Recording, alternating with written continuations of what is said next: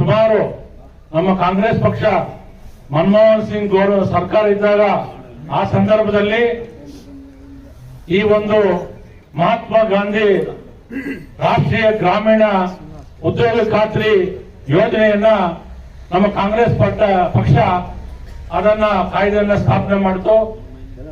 ಈ ಒಂದು ಭಾರತ ದೇಶದಲ್ಲಿ ಎಲ್ಲ ಬಡವರಿಗೂ ಅನುಕೂಲ ಆಗ್ತಕ್ಕಂಥ, ರೈತಾಪಿ ವರ್ಗದ ಜನರಿಗೆ ಅನುಕೂಲ ಆಗ್ತಕ್ಕಂಥ ಎಲ್ಲಾ ಒಂದು ಕಾನೂನುಗಳನ್ನ, ಕಾಯ್ದೆಗಳನ್ನ ಅಲ್ಲಿ ಜಾರಿ ಮಾಡಿದ್ರು.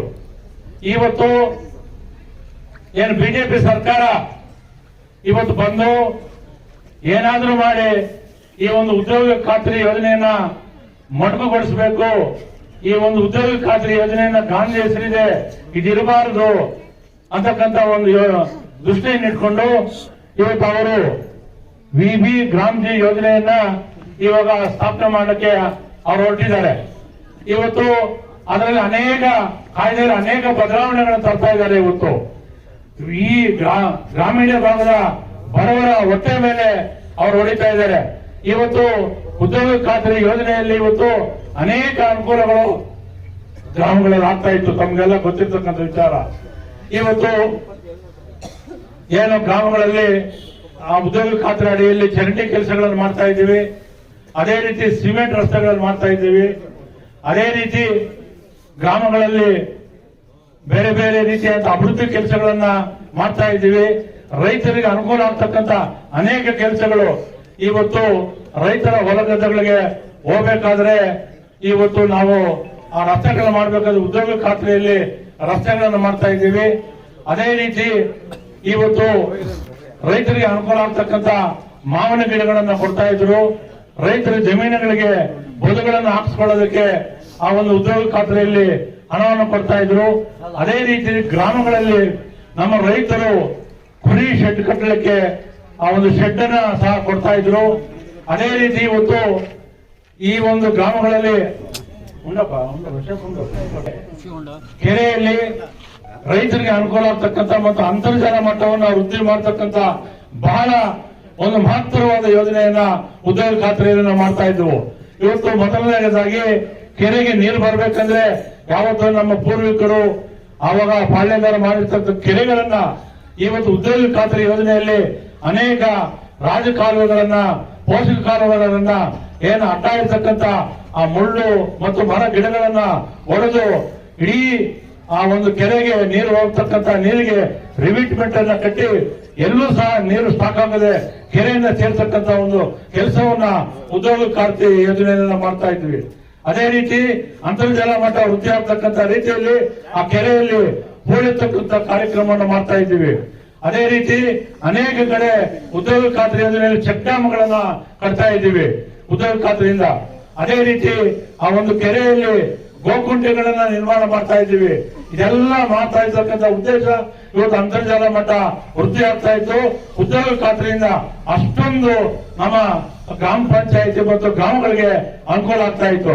ಇವತ್ತು ಅದೇ ರೀತಿ ಇವತ್ತು ಕೆರೆ ಕಟ್ಟೆ ಏನಾದ್ರೂ ಜಿನುಗ್ತಾ ಇದ್ರೆ ಏನೋ ನೀರು ಕೆಳಗಡೆ ಜಿನುಗುತ್ತೆ, ಆ ಒಂದು ಕೆಲಸವನ್ನು ಸಹ ಆ ಕಟ್ಟೆಯನ್ನ ರಿಪೇರಿ ಮಾಡಿ ಆ ಕಟ್ಟೆಯನ್ನ ಭದ್ರಪಡಿಸತಕ್ಕಂತ ಒಂದು ಯೋಜನೆ ಸಹ ಉದ್ಯೋಗ ಖಾತ್ರಿಯಲ್ಲಿ ಮಾಡ್ತಾ ಇದ್ದೀವಿ.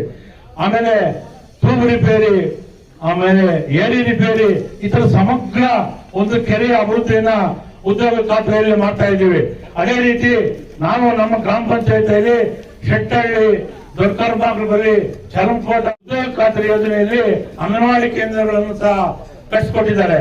ಅದೇ ರೀತಿ ಯಾವುದೇ ಅಂಗನವಾಡಿ ಕೇಂದ್ರಗಳಲ್ಲಿ ಕಾಂಪೌಂಡ್ ಆಗಿರಲಿ, ಶಾಲೆಗಳ ಕಾಂಪೌಂಡ್ ಆಗಿರಲಿ, ಬೇರೆ ಬೇರೆ ಇಲಾಖೆಯ ನಮ್ಮ ಒಂದು ರೈತ ಸಂಪರ್ಕ ಕೇಂದ್ರ ಆಗಿರಲಿ, ಬೇರೆ ಬೇರೆ ಇಲಾಖೆಗಳು ಏನು ಹೋಬಳಿ ಮಟ್ಟದಲ್ಲಿ ಇರುತ್ತೆ ಎಲ್ಲದಕ್ಕೂ ಸಹ ಕಾಂಪೌಂಡ್ಗಳನ್ನ ಹಾಕುವಂತ ಒಂದು ಕೆಲಸವನ್ನ ಇವತ್ತು ಉದ್ಯೋಗ ಖಾತ್ರಿಯಲ್ಲಿ ಮಾಡ್ತಾ ಇದ್ದೀವಿ.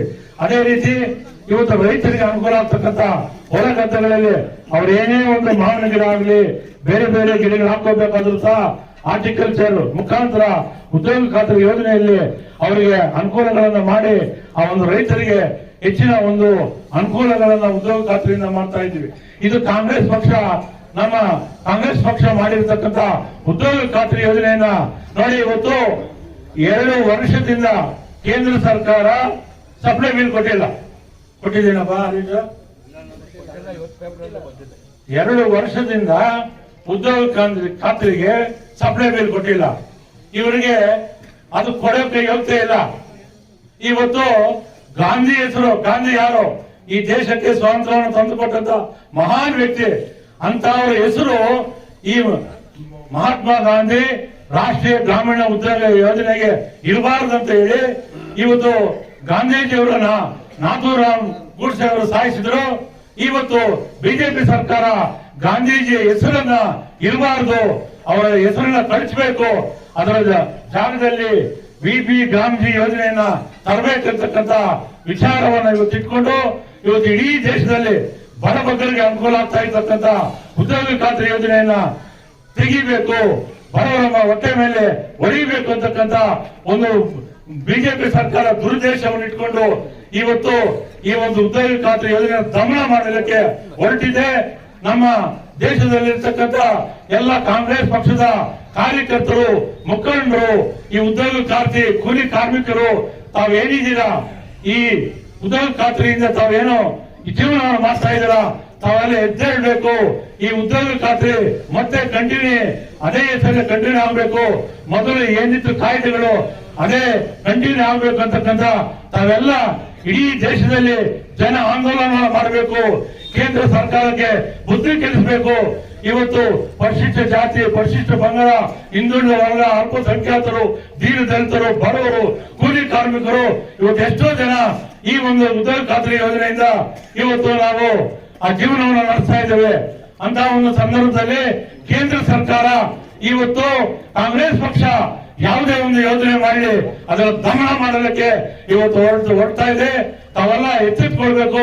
ಇಡೀ ಭಾರತ ದೇಶದ ಜನತೆ ಮತ್ತು ನಮ್ಮ ತಾಲೂಕಿನ ಜನತೆ, ನಮ್ಮ ರಾಜ್ಯದ ಜನತೆ ಇವತ್ತು ಎಚ್ಚೆತ್ತುಕೊಂಡು ತಾವು ಏನು ನಮ್ಮ ಇವರು ಒಂದು ಇದು ಮಾಡಿದ್ದಾರೆ 2-3 ತಿಂಗಳು ಇದರ ಬಗ್ಗೆ ನಿರಂತರವಾಗಿ ಗ್ರಾಮ ಪಂಚಾಯತ್ಗಳಲ್ಲಿ ಹೋರಾಟ ಮಾಡಬೇಕು. ನಾಳೆ ಇದೆ ಗ್ರಾಮ ಪಂಚಾಯತ್, ನಾಳೆ ಇಡೀ ರಾಜ್ಯದಲ್ಲಿ 6,000 ಗ್ರಾಮ ಪಂಚಾಯತ್ಗಳಲ್ಲಿ ನಾಳೆ ಇದರ ವಿಚಾರವಾಗಿ ನಾಳೆ ಎಲ್ಲಾ ಗ್ರಾಮ ಪಂಚಾಯತ್ಗಳಲ್ಲಿ ಮೀಟಿಂಗ್ ಅನ್ನು ಇಟ್ಕೊಂಡಿದ್ದಾರೆ. ಅದೇ ವಿಶೇಷ ಸಭೆಯನ್ನು ಇಟ್ಕೊಂಡಿದ್ದಾರೆ. ಅದೇ ರೀತಿ ಎಲ್ಲ MLCಗಳು ಒಂದ್ ಕಡೆ ಇದರ ಬಗ್ಗೆ ಸ್ಟ್ರೈಕ್ ಮಾಡಲಿಕ್ಕೆ ಹೊರಟಿದ್ದಾರೆ. ಬೇರೆ ಬೇರೆ ರೀತಿಯಲ್ಲಿ ವಿವಿಧ ಕಾರ್ಯಕ್ರಮಗಳನ್ನು ಹಾಕೊಂಡು ನಿರಂತರವಾಗಿ 2-3 ತಿಂಗಳ ಕಾಲ ಇವತ್ತು ಈ ಉದ್ಯೋಗ ಖಾತ್ರಿ ಏನು ಮನ್ರೇಗಾ ಬಚಾವೋ, ವಿಬಿ ಗಾಂಧಿ ಹಟಾವೋ ಈ ಕಾರ್ಯಕ್ರಮವನ್ನ ನಾವೆಲ್ಲ ಮಾಡಬೇಕು. ತಾವೆಲ್ಲ ಎಚ್ಚೆತ್ತುಕೊಳ್ಬೇಕು. ಬಿಜೆಪಿ ಪಕ್ಷ ಇವತ್ತು ಏನು ಕೆಲಸ ಮಾಡ್ತಾ ಇಲ್ಲ, ಬರೀ ಸುಳ್ಳುಗಳನ್ನ ಹೇಳ್ಕೊಂಡು ಇವತ್ತು ಕಾಂಗ್ರೆಸ್ ಪಕ್ಷ ಏನೇ ಒಂದು ಅಭಿವೃದ್ಧಿ ಕೆಲಸ ಮಾಡ್ಲಿಕ್ಕೆ ಹೋದ್ರೂ ಸಹ ಅದರ ವಿರುದ್ಧವಾಗಿ ಅದು ಸರಿ ಇಲ್ಲ, ಇದು ಸರಿ ಇಲ್ಲ. ಅವತ್ತು ಏನ್ ಹೇಳಿದ್ರು ಅವರು, ಅಚ್ಚ ದಿನ್ ಆಯಾಗಿ ಅಂತ ಹೇಳಿದ್ರು. ಅಚ್ಚ ದಿನ್ ಆಯಾ ನಯಾಯ. ನಾವು 2014 ಗೆದ್ರೆ ಸ್ವಿಸ್ ಬ್ಯಾಂಕ್ ದುಡ್ಡು ತಂದು ಒಬ್ಬೊಬ್ಬರಿಗೆ 15 ಲಕ್ಷ ಕೊಡ್ತೀವಿ ಅಂತ ಹೇಳಿ ಕೊಡ್ಲಿಲ್ಲ. ಸಬ್ಕಾ ಸಾಥ್ ಸಬ್ಕಾ ವಿಕಾಸ್ ಅಂತ ಹೇಳಿದ್ರು, ಆಯ್ತಾ? ಆಗ್ಲಿಲ್ಲ. ಆದ್ರಿಂದ ಬರೀ ಸುಳ್ಳು ಹೇಳ್ಕೊಂಡು ಬಿಜೆಪಿ ಸರ್ಕಾರ ಇವತ್ತು ಕಾಂಗ್ರೆಸ್ ಪಕ್ಷವನ್ನ ದಮನ ಮಾಡಲು ಹೊರಟಿದೆ. ಅದು ಅವ್ರ ಕೈಲಾಗೋದಿಲ್ಲ. ಕಾಂಗ್ರೆಸ್ ಪಕ್ಷ ಬಡವರ ಪಕ್ಷ, ಬಿಜೆಪಿ ಪಕ್ಷ ಬಡವರ ಪಕ್ಷ ಇಲ್ಲ.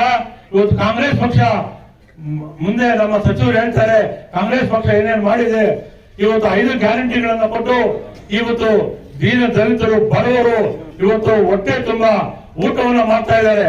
ಇವತ್ತು ಗೃಹಲಕ್ಷ್ಮಿ ಯೋಜನೆಯಲ್ಲಿ ಇವತ್ತು ಅನೇಕ ಮಹಿಳೆಯರು ಸ್ವಾವಲಂಬಿ ಜೀವನವನ್ನ ನಡೆಸ್ತಾ ಇದ್ದಾರೆ. ತಮ್ಗೆಲ್ಲ ನೋಡಿರ್ಬೋದು ಟಿವಿಯಲ್ಲಿ, ಅಂಗಡಿಗಳು ಹಾಕೊಂಡಿದ್ದಾರೆ, ಏನು ಫ್ಯಾಷನ್ ಅಂಗಡಿಗಳು ಹಾಕೊಂಡಿದ್ದಾರೆ. ಆಮೇಲೆ ಕೈ ಕಸುಬು ಅಂದ್ರೆ ರೊಟ್ಟಿ ಮಾಡ್ತಕ್ಕಂಥದ್ದು, ಅದನ್ನ ಮಾಡ್ತಕ್ಕಂಥದ್ದು, ಊದುಬತ್ತಿ ಮಾಡ್ತಕ್ಕಂಥದ್ದು, ಮೈಂಡಬತ್ತಿ ಮಾಡ್ತಕ್ಕಂಥದ್ದು. ಯಾವ ದುಡ್ಡಲ್ಲಿ? ಗೃಹಲಕ್ಷ್ಮಿ ದುಡ್ಡಲ್ಲಿ 10 ಜನ ಹೆಣ್ಮಕ್ಳು ಸೇರ್ಕೊಂಡು ಒಂದು ಸಂಘ ಮಾಡಿಕೊಂಡು ಅದರಿಂದ ಅವರು ಲಾಭ ಪಡೆದು ಇವತ್ತು ಗೃಹಲಕ್ಷ್ಮಿಯಲ್ಲಿ ಇವತ್ತು ಅನೇಕ ಕಡೆ ಬೋರ್ ಹಾಕ್ಸ್ಕೊಂಡಿದ್ದಾರೆ, ಮನೆಗಳು ಕಟ್ಕೊಂಡಿದ್ದಾರೆ.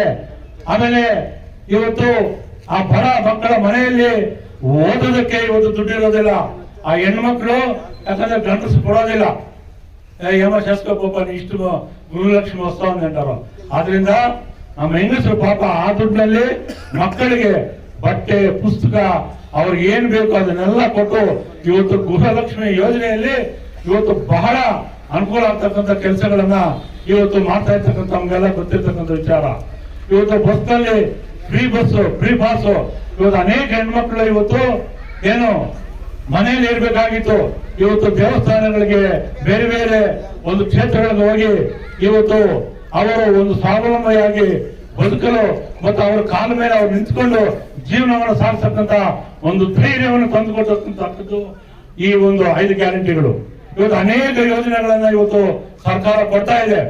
ಆದ್ರೆ ಯಾವುದೇ ಒಂದು ಕೆಲಸ ಮಾಡಲಿ ನಮ್ಮ ಕಾಂಗ್ರೆಸ್ ಪಕ್ಷ ಅದು ಸರಿ ಇಲ್ಲ, ಇದು ತಪ್ಪು, ಇದು ಆ ತರ ಇದೆ ಈ ತರ ಇದೆ ಅಂತ ಜನಗಳನ್ನ ಮೊದಲು ಮಾಡ್ತಾ ಇದ್ದಾರೆ. ನಾನು ಹೇಳೋದಿಷ್ಟೇ, ತಾವು ನಮ್ಮ ಕಾರ್ಯಕರ್ತರು ಮುಖಂಡರು ಏನಿದ್ದೀರಾ ತಾವೆಲ್ಲ ನಮ್ಮ ಗ್ರಾಮಗಳಲ್ಲಿ ನಮ್ಮ ಕಾಂಗ್ರೆಸ್ ಪಕ್ಷ ಏನ್ ಮಾಡ್ತಾ ಇದೆ, ನಮ್ಮ ಕಾಂಗ್ರೆಸ್ ಪಕ್ಷ ಏನು ಅಭಿವೃದ್ಧಿ ಮಾಡ್ತಾ ಇದೆ, ಏನು ಬಿಜೆಪಿ ಸರ್ಕಾರ ಏನು ಸುಳ್ಳುಗಳನ್ನು ಹೇಳ್ತಾ ಇದೆ, ಅದನ್ನೆಲ್ಲ ಇವತ್ತು ತಾವೆಲ್ಲ ಗ್ರಾಮಗಳಲ್ಲಿ ಈ ಒಂದು ನಮ್ಮ ಕಾಂಗ್ರೆಸ್ ಪಕ್ಷ ಮಾಡ್ತಾ ಇರ್ತಕ್ಕಂಥ ಒಂದು ವಿಚಾರವನ್ನು ಹೇಳ್ಬೇಕು. ಅದೇ ರೀತಿ ಇವತ್ತು ಉದ್ಯೋಗ ಖಾತ್ರಿಯಲ್ಲಿ ಹಿಂದೆ ನಮಗೆ ಏನೇನು ಅನುಕೂಲ ಆಗ್ತಾ ಇತ್ತು ಅಂತಕ್ಕಂಥದ್ದನ್ನ ನಮ್ಮ ಜನರಿಗೆ ತಾವೆಲ್ಲ ತಿಳಿಸಬೇಕು. ಮತ್ತು ಈ ಭಾಗದಲ್ಲಿ ನಮ್ಮ ಶಾಸಕರು ಏನೇನು ಕಾಂಗ್ರೆಸ್ ಪಕ್ಷದ